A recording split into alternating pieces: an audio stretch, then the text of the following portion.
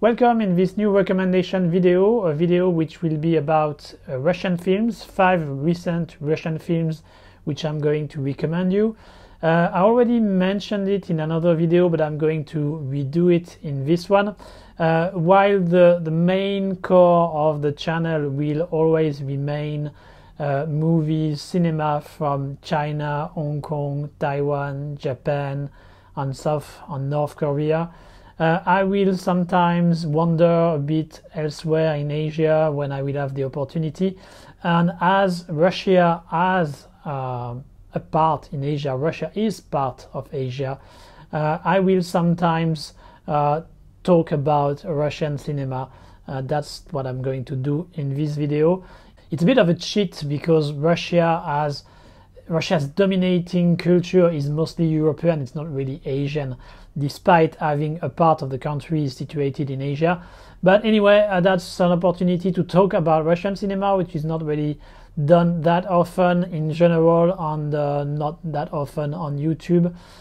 So I will take advantage of this opportunity sometimes, and this video is one of those times, one of those opportunities for me to talk about Russian cinema. So let's start directly. Let's start right now with the first recommendation I'm going to make, and this is Attraction, directed by Fedor Bondarchuk in 2017. Fedor Bondarchuk is the son of a very famous Soviet director, Sergei Bondarchuk. He was the director of a monumental adaptation of War and Peace. It was a 4-film adaptation of the Tolstoy classic. Really good film. If you have the opportunity to watch it, check it. And he also is the director of Waterloo being, in my opinion, one of the best, if not the best, film when it comes to this kind of large war battle. It's really a great film which I can not recommend enough. Fedor Bondarchuk is a director in his own right. He started directed in the mid-2000s with The Ninth Company, which was a war film set during the Soviet-Afghan War, a pretty good war film about this not enough known war. The best film on the subject, in my opinion, that would be Afghan Breakdown, which was made much earlier than The Ninth Company, but still The Ninth Company is a pretty good war film. And then he kept doing films. He did actually an ambitious adaptation of a very famous Russian science fiction book with The Inhabited Island, which was a mixed bag. It was a two-part film adaptation.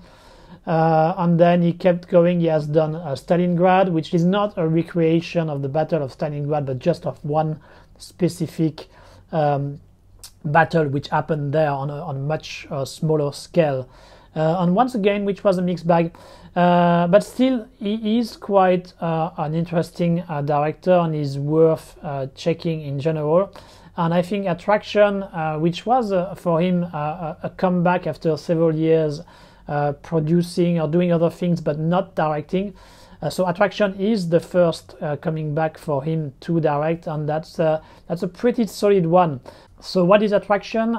It tells the story of a mysterious giant spaceship which ends up crashing in Moscow, and then we follow what happens next, with the army deploying and setting up a cordon around it, and some specific characters who have been impacted by the fall of the spaceship in their city have their own agenda, and it all evolved from there. But I don't want to spoil you too much of the story. So that's the starting point. One criticism which is often made about this kind of films is that they are too much Americanized.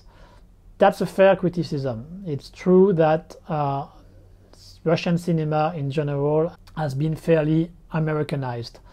There is a good reason for that. You have to remember that the end of the Soviet Union is 1991, so that's already a long time ago. That's 29 years ago now.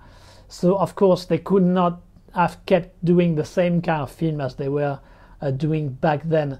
And when the Soviet Union collapsed, then they were in direct competition. Their cinema was in direct competition with worldwide cinema and American cinema. So it's in a way unfortunate, but also quite logical that they tended to try to compete with Hollywood and try to reuse some of their cinematic techniques or some of their narratives, these kind of things, that the influence of Hollywood would be huge on Russian cinema. And I would say it really started taking shape in the early 2000s, and since then Russian cinema has been indeed, for the most part, heavily influenced by Hollywood. That's a given. That's a given. It's been like 20 years now, so when I see people who criticize this kind of film saying they are too much Americanized, I think it's a bit unfair in a way, because that's been the case for 20 years. So it's nothing new. There is nothing new about it. So we just have to accept it. That's how it is.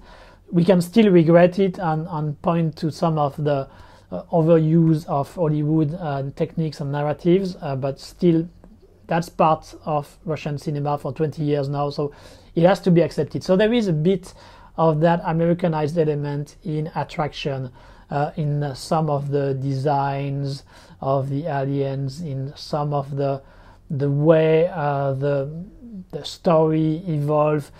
There is no doubt an American influence, which sometimes is a bit overwhelming. But it's not only that. Attraction is also, in a way, part of a classical Russian science fiction tradition. And when I'm saying that, there is it's not exactly in the first part of the story, which I summed up for you at the beginning of this video, but more in the second part of the story, we find some elements which are very reminiscent of the Strugarsky brothers. Well, the brothers, the most influential personalities of Russian science fiction in literature, especially of a book they made, which is called Art to be a God, and which was adapted several times for cinema. And so there are some elements in Attraction from this Russian science fiction tradition. So that's what is Attraction. It's a mix of Hollywood science fiction elements, but also very Russian science fiction elements. And it's actually quite typical of the cinema of Fedor Bondarchuk. He often does that. He uses some very typical Russian things. So, for example, The Ninth Company, it's about the Afghan-Soviet war, which is quintessentially Soviet-Russian by essence, but he applied some of the Hollywood techniques in order to make it more interesting for the audience. He did the same with The Inhabited Island. That's, as I said, an adaptation of the Strugarsky brothers novel, so it is a Russian story in many aspects, but he made it in a Hollywood style visually. And so that's what he does, and that's what he did once again here in Attraction. But he did it pretty well. I think the whole opening of the film, the crash of the spaceship in Moscow, is really very well directed, very well edited. From a visual point of view, it's quite striking. You really have an interesting contrast between the extremely high-tech appearance of the spaceship and the very rugged appearance of the Moscow suburb, and that gives an interesting contrast between the two, and you can see very realistically, in a way, the impact of such an event have on everyday people. And so all this sequence is really a great piece of filmmaking, and I would probably argue that it's actually the best the movie has to offer. And even if the rest is fine and still good to follow, it's not exactly up to the same level of quality as this opening. Still, that remains recommended. There are some interesting characters, even if sometimes the way they evolve is a bit hasty, in my opinion. But still, we can still understand how they go through there.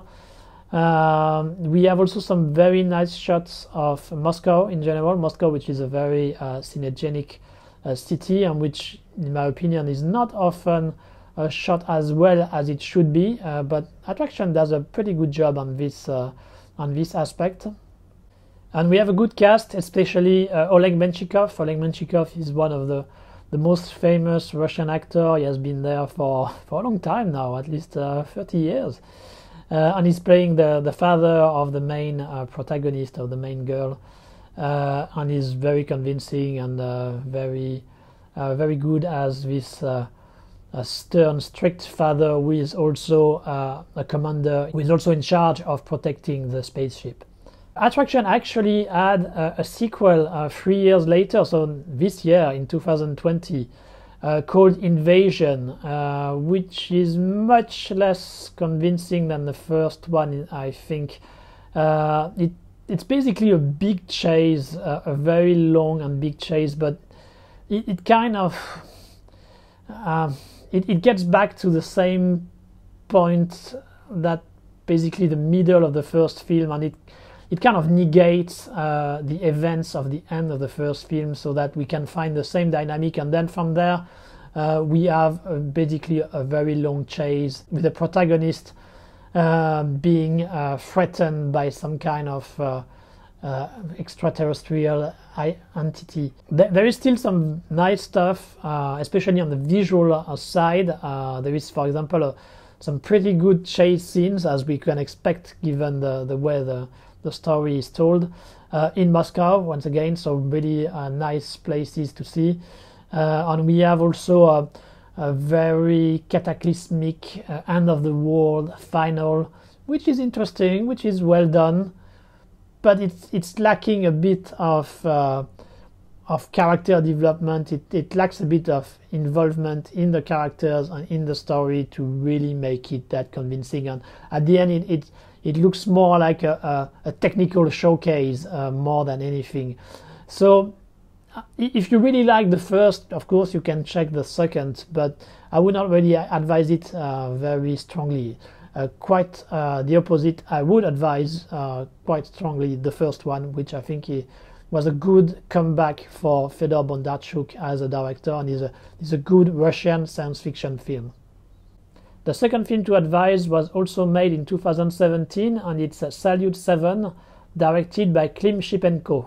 And Salyut 7, it's a movie which is based on a real space station. So yeah, it's not science fiction, that's the real Soviet conquest of space, which happened during the 60s until the end of the Soviet Union.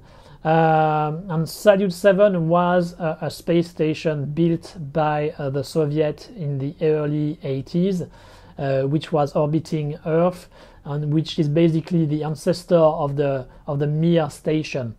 And Salyut 7 is based on a real story, which at some point this station lost its power, and so they had to send a team in order to repair the station, and that's exactly what the movie Salyut 7 is going to show us. I think it's really good that Russia is doing this kind of films about their own conquest of space, because importance of Soviet Union in the conquest of space is huge. I would argue it is much more important than what the Americans did. They are the first to have sent a satellite, they are the first to have sent a man in space, to have had a man walking into space, I mean going out in space, and that's pretty much it. But they lost the final part of it, or at least there is no final part, but that's the way it was seen at the time, which was having a man on the moon. And so this one was the success for the American, and that's a very big achievement, obviously. But I still think we should really remember much more what the Soviets did, which were huge back then. And because of cinema, because Hollywood is the dominating cultural force, like it or not, we tend to have more films about the American side of the conquest of space. Apollo 13, for example, there was the recent biopic Neil Armstrong. So there are several films made by Hollywood about their own side of the conquest of space, and that's fair. I mean, they did some great achievements, so there is no problem about that. But I think we should also have as many, if not more, about what the Soviet accomplished during that time. I mean, it's a bit of a surprise that there haven't been, for example, a recent Korolev biopic, Korolev being the main engineer behind the space program, the Soviet space program, and he was really a genius of his kind, and he was also under a lot of pressure and a lot of difficult situation to handle because of the way the Soviet power was organized, and they had their own political agenda. So it's full of drama there, and it would make a great biopic, but we haven't seen it, unfortunately. I think there was a TV movie about it, but it's been quite a long time. I think it really deserves something more recent and with high production value. Anyway, Salyut 7 at least is one of those films, and in my opinion, so far from the other films from Russia I've seen dealing with this conquest of space, with space program, I think it is the best. It's first, there is a very good production value. All the space scenes are very well made. The special effects are top notch, which is not that much a given when you are watching a Russian film. Huh? That's the same when you are watching a French film, a Chinese film. The expertise in this area is usually less high than in Hollywood, but still in this case the special effects are really top notch, really good. You are really believing you are in space with these characters, and you are really following and having all this pressure or trying to repair this station. There are a few liberties which have been taken with the real historical event, as we can expect. A bit of over dramatization also, but it's a film, so I guess you have to accept it. These little shortcomings, these little defaults aside, I'm not sure it's default, but depending on how you want your stories to be accurate. But that aside, it's a movie which is very involving. You are really in space, you are really with the characters, and it's very intense for the most dramatic, during the most dramatic moment. And so for this, all these reasons, I think Salyut 7 is a really good film and a very strong recommendation in my book. Third movie to recommend you is Rage by Rustam Mostafir, made in 2018. Now, this movie has a lot of different names. So there is Rage, its original Russian title is Skif, but there is also the title The Last Warrior or the Scythian. And this movie is completely different from the two others. It has nothing to do with space and science fiction. It's quite the opposite. It's a movie which is set during the Russian Dark Age, Middle Age, and it has a much more Conan or dark fantasy vibe. It's a very simple story. It's a Russian warrior who has his wife and children being kidnapped, and he has to find them back. And in order to do that, he's going to team up with a Scythian, which is a guy very dangerous and very good warrior, but whose tribe has been basically almost extinct. So the relationship is a bit tense between the two. You have this kind of buddy movie formula, but not the buddy movie in the sense of the comedy aspect of buddy movie, but more like two very different characters who are going to have to associate and to use each of their strengths in order to fulfill a mission. So very simple premise, but the director really handled it very well. And what is the most striking about this movie is the atmosphere. You really have the impression to be in this kind of dark middle age, very dirty, very violent. There are many action scenes which are quite intense, quite well shot. It's really brutal. It's not really taking it's not subtle in any way, but it completely assumes it. It goes right for where it's going to hurt, and that makes it for quite an intense viewing, especially as it is quite short, roughly 90 minutes, but not much than that, and that's a good thing. This way you have no fat. It really goes to the point of the story, and the director is able to really recreate this violent and dark atmosphere, and it's really interesting to be in this environment with these characters, which you learn to appreciate and to root for when they are going to face many difficulties. It has a bit, in a way, a bit of Game of Thrones vibe, in a way that the characters are really suffering. The violence is not just for the show. You can really feel it in the flesh of the characters. So it's been a Russian style Game of Thrones atmosphere in Rage, and so that makes for a pleasant viewing if you are not allergic to violence and darkness, obviously. A fourth film I'm going to advise you is titled T-34, made in 2019 by Alexei Sidorov. So T-34, I guess many of you probably already know, that's the name of a tank, of the most iconic and famous Soviet tank which was used during the Second World War.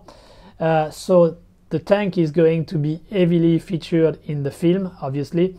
And basically the story is of a Soviet prodigy of tank who is going to incorporate into a more seasoned veteran crew of a T-34, and is going to have to face a German ace, and then it's going to evolve in another direction in some ways, but I don't want to spoil you, as once again the film, I think you should watch it, but it's going to take some unexpected direction, but still basically the main concept is that you are going to have some tank duel in this film. I already mentioned that many people criticize, and sometimes, as I said, fairly, the fact that Russian cinema tends to copy Hollywood ways of doing, and this movie does that a little bit too much. There are some times where they are using the kind of slow motion, fast forward slow motion type of cinematic technique, like in 300, and I think sometimes they overdo it during the fight, the tank battle. There is also a soundtrack which is very influenced by Hans Zimmer. It's really this kind of style of soundtrack. So it's a little bit too much American influence, in my opinion, but despite that problem, the film is still a very strong recommendation, because in my opinion that's probably the most immersive tank film which has been done. Strangely, while it would seem easy to have very claustrophobic, very immersive films about tanks, I don't think there have been so many done, and at least the one which have been done haven't been very successful at that type of atmosphere. I'm thinking, for example, there are some which are okay, like The Beast by Kevin Reynolds, which was quite okay. But in general, there is not like the Das Boot of tank. I mean, Das Boot being the movie by Wolfgang Petersen about a crew of German soldiers in a U-boat, in a submarine, and we were still looking for the tank version of Das Boot, and I think T-34 is the closest we are to this. As I said, it's the most immersive. When you are in the tank with the characters, you are really feeling it. You really feel how smelly, how hot, how small it is, how claustrophobic it is, all the tension. You really feel you can die in a second and being stuck in this iron sarcophagus. So it's quite claustrophobic and very well made on that aspect, and I think that's really the big strength of T-34, and that's why there is a strong recommendation for the film in my book. Having said that, there is also a minimum of character development, maybe not as much as we could have expected and hoped for, but still enough for you to be interested in the characters and to root for them. There is also a pretty good opponent. The main actor who is playing the actor who is playing the main antagonist is a German actor, and I don't know if they have done it on purpose, but he looks a bit like Klaus Kinski, who was a regular of European cinema, playing this kind of crazy bad guys in the 60s and 70s. This one looks a bit similar, but he managed to make his character interesting and to maybe not making that likable, because he's a big Nazi, so it's hard to really root for him. But there is some kind of human characteristics in him, and so that makes him a bit more interesting than your average Nazi bad guy, and that's a good thing. Also, what I really appreciate in the film, and that's something that Russian cinema do in general, and that's something I really praise them for, it's that they respect language. So in this film you have the Soviet characters speaking Russian and you have the German characters speaking German. It seems obvious, it seems like a given that it should be done like this, but unfortunately there are so many films, and especially American films, which tend to not respect language and have everybody speak English, that when it happens and when filmmakers are really respectful of that, I think it should be commended and it should be really applauded. And that's what happens in T-34, and that's what usually happens in Russian cinema. They are pretty respectful of different language, and I think it really helps to put you into the atmosphere of the film and into the environment of the Second World War. When you have the characters speaking their own language, that helps you to get into the film. If they're all speaking French, if they're all speaking English, I mean, it makes no sense, and that doesn't help for you to get involved in the story which is being shown. So that's a very good point for T-34. So despite a few shortcomings, being too much American influence and minimum character development, T-34 remains one of the best, if not the best, movie with a tank battle. So if you are into this kind of subject, I really recommend you very strongly. And the last film to recommend you is Sputnik, made in 2020 by Egor Abraменko. And with Sputnik we are a bit coming back to the beginning of the video, because the movie is produced by Fedor Bondarchuk and is also acting in the film. But it is not about the famous satellite, the first satellite which has been put on orbit. No, it has something to do with space, because we have two cosmonauts, not astronauts, because that's the name for Russians space explorators. The movie is set in 1983 and we have two cosmonauts coming back from a space mission. Unfortunately, when they reach Earth, it seems one of them has brought something from space with him.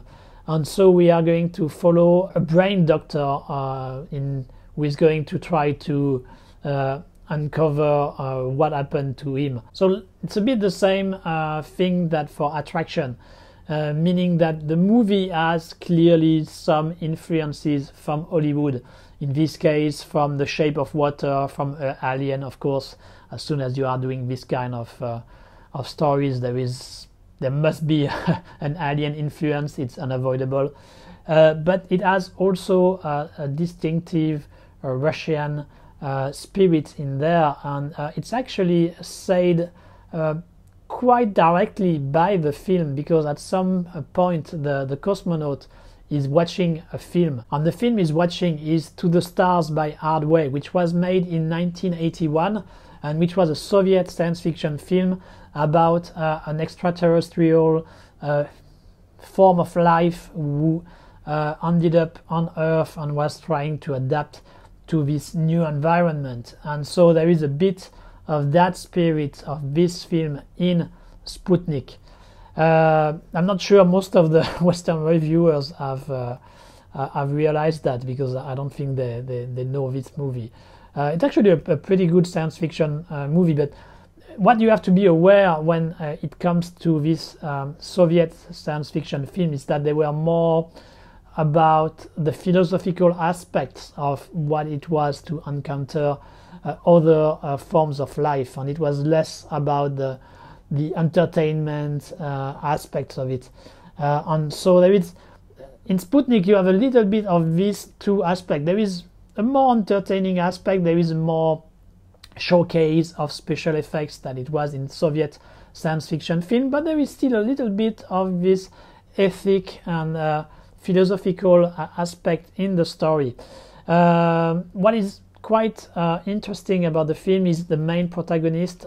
She's a very ballsy, very strong-willed woman, very brave, and that's a nice character to see. There is a little bit of a backstory about why she became like this, and it's actually a nice little touch of character development, even if you actually realize it only at the end of the film. But that still makes some of the way she acts understandable. And once again, like most of the previous films I've talked about, the big strength of the film here is its atmosphere. There is really a tense atmosphere during the whole movie. You are really wondering what is happening to this cosmonaut and what is going to happen to him and to the other people who are in the experimental base where he is kept. So that's really the big point on the big strength of the film. Fedor Bondarchuk is playing the main commander of the base, and is quite good actually. I find him quite convincing in this exercise, and it's nice to see him do these kind of things. He has a bit of a Quidditch. I think it's Quidditch. He has a bit of a Quidditch vibe to him, the main bad guy from Avatar, and that's quite interesting to see. The script is not perfect. There are sometimes some decision by the characters which can be arguable, and also they manage to do some actions which should not be that easy. But having said that, the director managed to keep the right atmosphere, as I said, managed to keep his characters interesting, and so you easily forget these little thoughts there and keep watching. The film is 2 hours long, and he still managed to keep a pretty good rhythm about it, so that's really has to be commended. Nice science fiction story there with some Hollywood elements, but also a real Russian aspect, specifically Russian aspect, and that's what makes the film attractive, I think. So Sputnik 2020, check it out. That's it for these 5 recent Russian films to recommend. I hope you will check some of them, and I hope you will like them, obviously. And I will see you very soon in another video of the House of Asian Cinema. Until then, take care.